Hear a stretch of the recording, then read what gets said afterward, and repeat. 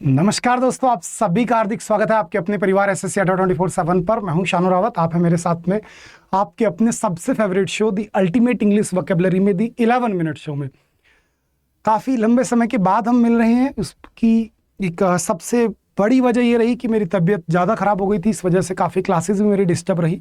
But अब मैं जैसे जैसे रिकवर होता जा रहा हूँ, मैं अपनी सभी क्लासेस को कंटिन्यू कर दिया हूँ, भले ही वो मेरी एप्लीकेशन क्लासेस हो या फिर यूट्यूब की क्लासेस हो या फिर अपना जो वीडियो सेक्शन में आपका अपना फेवरेट शो है 11 मिनट शो हो।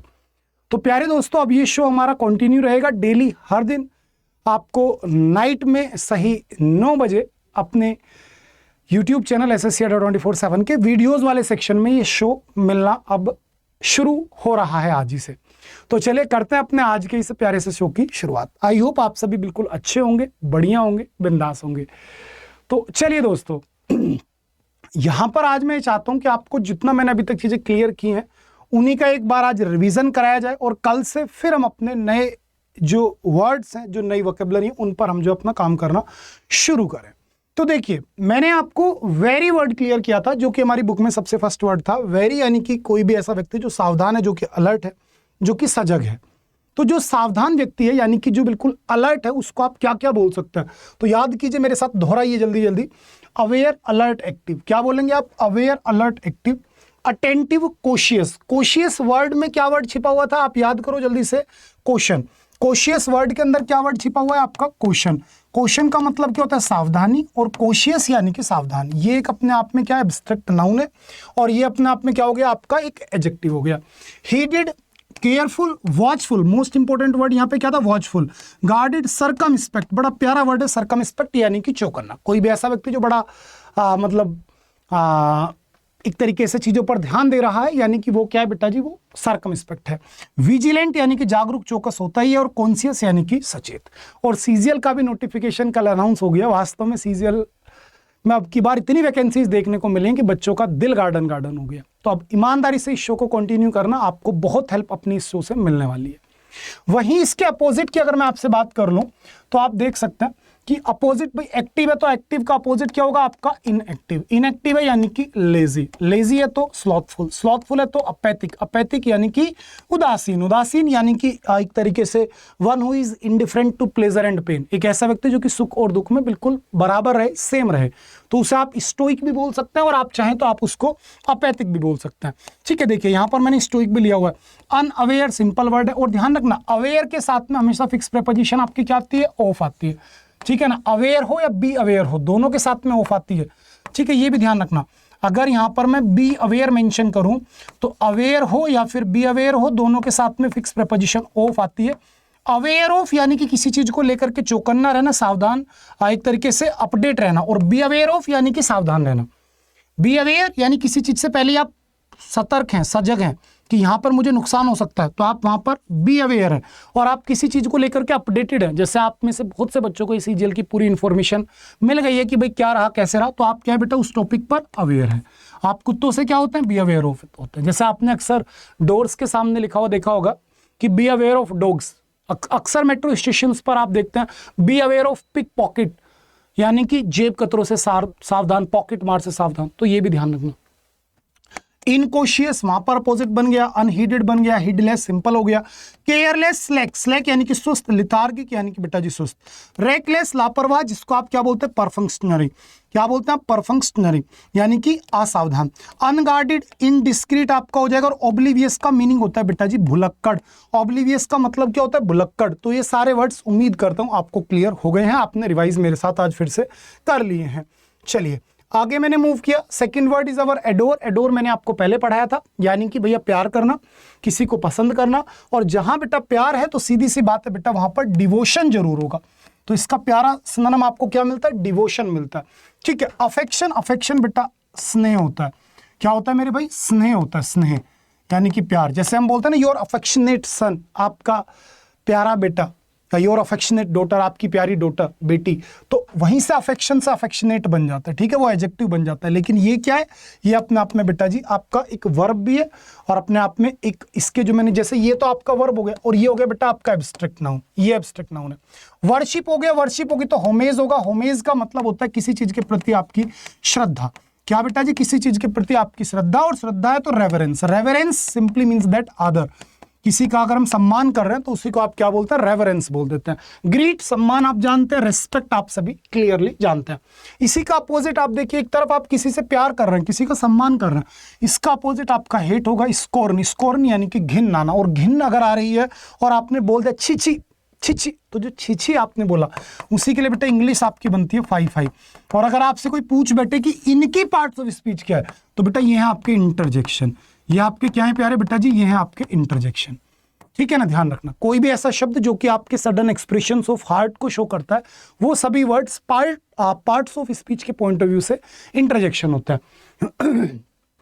वहीं पर एवर्शन हो गया, एवर्शन यानी कि घृणा होता है। एवर्शन क्या होता है बेटा जी, घृणा होता है। लोथ यानी बेटा घृणा करना हो गया। डिटैच्ड अलग थलग, तो भाई अटैच नहीं कर रहे आप चीजों को, डिटैच कर रहे हो। क्यों? क्योंकि आप चीजों से नफरत करते हो। डेस्पाइज क्लियर है। क्रिटिसाइज आलोचना करना हो गया। डिसलाइक सिंपल वर्ड है। डिबोस यानी किसी की एक तरीके से आलोचना करना, किसी का अवज्ञा करना।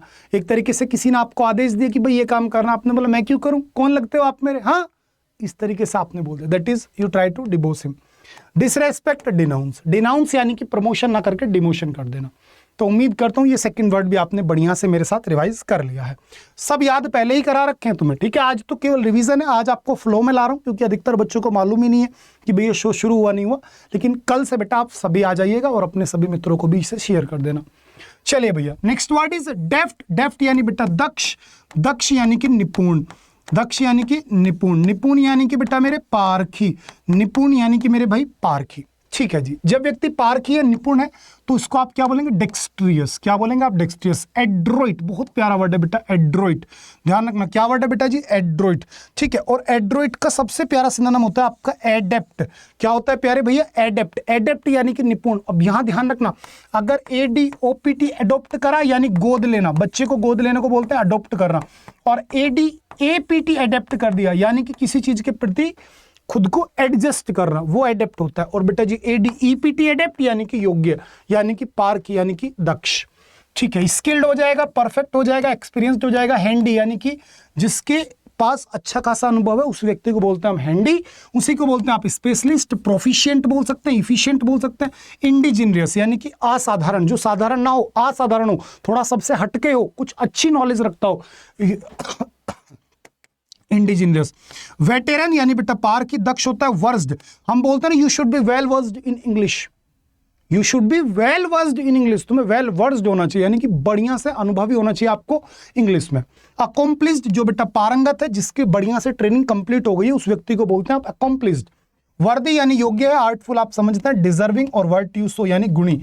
वर्ट्यूसो का क्या होता है बेटा जी, गुणी होता है, क्योंकि आप सभी को मैंने पढ़ाया हुआ है। वाइस यानी कि अवगुण, और इसका अपोजिट क्या होता है, वर्च्यू। वर्च्यू यानी कि बेटा जी गुण, और वर्च्यू से क्या बना आपका, वर्ट्यूसो यानी कि गुणी। चलिए, इसी का अपोजिट, हैंडी का अपोजिट अनहैंडी। क्लमसी। क्लमसी यानी कि बेटा अनाड़ी। ठीक है। अनाड़ी को आप बोलते हैं कैलो। क्या बोलते हैं आप, कैलो, यानी अनुभवहीन। ठीक है। कैलो हो या क्लमसी हो, दोनों बिल्कुल सेम ही होते हैं, लगभग दोनों का मीनिंग एक ही होता है, अनाड़ी। ठीक है। इनएप्ट बेटा जी अकुशल हो गया। इनकॉम्पिटेंस, कॉम्पिटेंस निपुणता होती है, और इनकॉम्पिटेंस यानी अनिपुणता, अदक्षता, यानी कि जो पारंगत अभी हासिल नहीं कर पाया, उस व्यक्ति को आप क्या बोलेंगे, इनकॉम्पिटेंट। और उसकी जो अवस्था है उसको आपने क्या बोला बेटा, इनकॉम्पिटेंस। अनएक्सपीरियंस्ड हो गया। टायरो। टायरो होता है जो नया नया किसी क्षेत्र में आता है। नोवाइस, नौसिखिया। नियोकमर, नियोफाइट, इन चारों का बिल्कुल सेम मीनिंग होता है, नौसिखिया। ठीक है। अनडिजर्विंग सिंपल वर्ड है। अनवॉर्दी सिंपल वर्ड है। एप्रेंटाइज। एप्रेंटाइज का मतलब भी होता है बेटा नौसिखिया। जैसे जब आपका सिलेक्शन हो जाएगा तो आप 6 महीने के लिए या फिर साल भर के लिए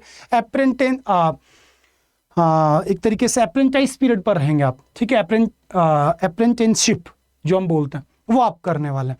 देन अमेचर यानी बेटा नौसिखिया। आर्टलेस हो गया। ऑब्नोक्सियस भद्दा होता है। और ग्रीन हॉर्न, ग्रीन हॉर्न का मतलब होता है बेटा जी अनाड़ी, या फिर जो भी नया नया किसी क्षेत्र में है वो होता है ग्रीन हॉर्न। चलो, एंटोनिम सिनोनिम तो आज इतने ही रख लेते हैं, ठीक है ना। अब मैं जल्दी से कुछ वन वर्ड्स की तरफ आपको लेकर के चलता हूं, बढ़िया बढ़िया से वन वर्ड्स, ठीक है ना। ये PDF आज मैं एक बार फिर से आपके साथ शेयर कर दूंगा अपनी कम्युनिटी पर, और जहां भी आप इसे ढूंढ सकते हैं, ठीक है जी। चलो, ये सब मैंने आपको पढ़ा रखे हैं, आपको याद भी आ रहे होंगे। चलो, किसी एक रूट वर्ड को पकड़ लेते हैं और उसी को क्लियर करते हैं, जैसे कि टाइम पीरियड पर बेस्ड वन वर्ड्स को रिवाइज कर लेते हैं। चलो जल्दी से। जैसे कि जो चीज हर वर्ष होती है that means it is annual. जो हर साल होती है वार्षिक कोई भी अगर इवेंट है उसे को आप क्या बोलेंगे, आप एनुअल बोलेंगे।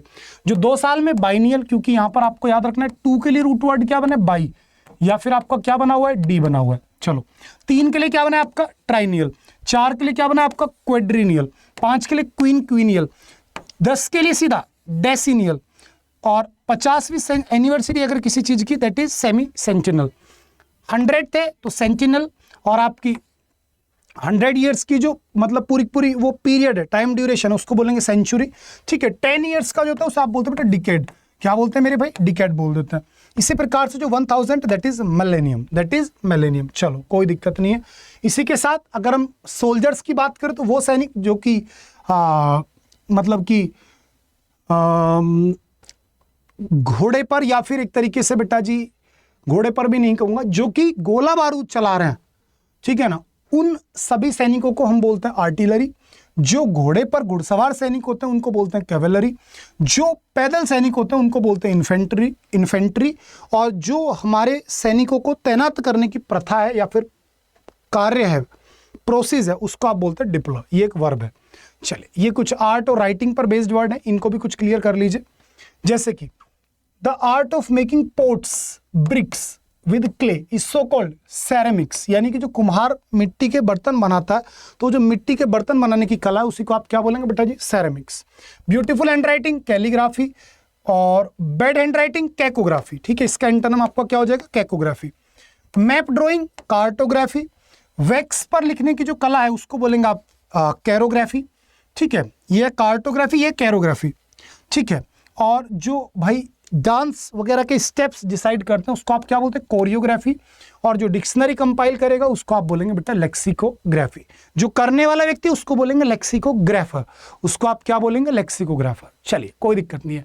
ये हमारी लगभग बेटा जी अप्रोक्स जितना मुझे लगता है 130 पेज के आसपास की PDF है हमारी। ठीक है, इसको मैं आज एक बार फिर से आप सभी के साथ शेयर करूंगा।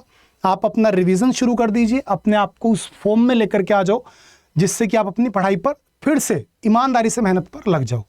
उम्मीद ये कर रहा हूं कि आप मेहनत कर रहे होंगे। बीमार मैं हुआ था, आप नहीं हुए थे। ठीक है, लेकिन फिर से मैं आपको प्रोवाइड करा दूंगा। ठीक है, ये सभी वोकैब्स अपनी इस अल्टीमेट इंग्लिश वोकैबुलरी की प्यारी सी बुक में है, जो पॉकेट साइज बुक है। तो जिस बच्चे के पास ये बुक नहीं है बेटा ले लो। आपके CGL के प्री प्लस मेंस में प्लस कोई भी आप एग्जाम देंगे, सभी एग्जाम्स में वोकैबुलरी के लिए सबसे प्यारा, सबसे अच्छा सॉल्यूशन आपके पास में ये है। इसे आराम से 25-30 दिन में आप खत्म कर सकते हो। और अगर आपने इसे कंप्लीट कर लिया देन फिर आपको सोचने की जरूरत नहीं पड़ेगी वोकैबुलरी में। इसे पूरा याद कराने की जिम्मेदारी मेरी रहेगी। ठीक है, चलिए कल फिर मिलता हूं, सेम टाइम सेम जगह। सभी बच्चे जरूर आ जाइएगा। आज पहला दिन है, इस वजह से ज्यादा मैंने नया कुछ नहीं पढ़ाया। Bye bye, take care, love you all, जय हिंद।